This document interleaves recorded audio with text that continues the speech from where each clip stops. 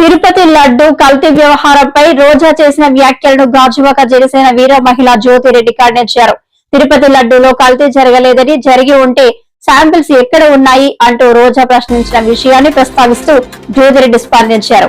వైకాపా హయాంలో 2019-24 మధ్య తిరుమల తిరుపతి దేవస్థానానికి అసలు నెయ్యే కాని దాన్ని నెయ్యి పేరిట సరఫరా చేశారని సుప్రీంకోర్టు ఏర్పాటు చేసిన సిట్ నిగ్గు తేల్చింది అని అన్నారు.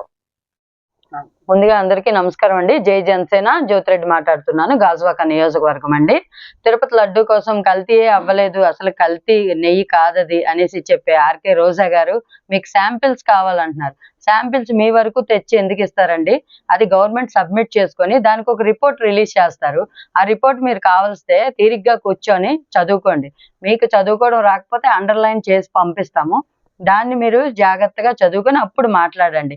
అసలు అది నెయ్యే కాదు, జంతువుల కొవ్వుతో కలిసిన కెమికల్స్ తో కలిసినది అని రిపోర్ట్ వచ్చినప్పుడు కూడా మీరు ఇంకా ప్రెస్ ముందుకు వచ్చి మీ వైసీపీ రౌడీలు, మీ దౌర్జన్యం, మీ చెడ్డ మాటలు, మీ భూతు పురాణాలు ఇంకా కూడా మాట్లాడుతున్నారంటే సిగ్గుండాలండి. కొంచెం అయినా కూడా పార్టీ కోసం మాట్లాడుతూ భగవంతుడు ఏం చేస్తాడు, భగవంతుడి దగ్గర తప్పు చేసాం అన్న భయం కూడా లేకుండా, మినిమం కామన్ సెన్స్ లేకుండా మళ్ళీ జనసేన పార్టీ కోసం, జెండాల కోసం, జనసేన జెండాలు మోసే కూలీలని, చిల్లర రౌడీలని, ఆడవాళ్ళని యూజ్ చేసుకుంటారని ఎంతమంది మా నాయకులు నిన్ను యూజ్ చేసుకున్నారు? ఎవరెవరి రిపోర్ట్స్ నీ దగ్గర ఉన్నాయి? లేకపోతే ఎవరైనా న్యాయం చేయమని నీ దగ్గరకు వచ్చారా? బ్రతుకు జట్కా బండిని ఆశ్రయించారా? అలాంటి వాళ్ళకి నువ్వేమైనా న్యాయం చేసావా?